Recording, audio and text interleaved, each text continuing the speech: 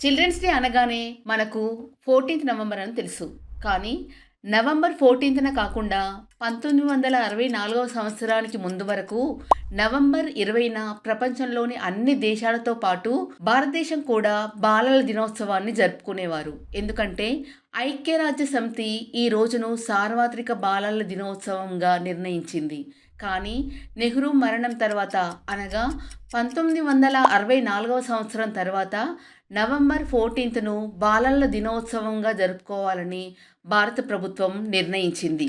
భారతదేశంలో బాలల దినోత్సవాన్ని అనగా చిల్డ్రన్స్ డేని పిల్లల హక్కులు, విద్య మరియు సంక్షేమం గురించి అవగాహన పెంచడానికి జరుపుకుంటారు. నవంబర్ 14థ్‌న జవహర్ లాల్ నెహ్రూ పుట్టినరోజు. నెహ్రూ పుట్టినరోజును మనం బాలల దినోత్సవంగా జరుపుకుంటున్నాం.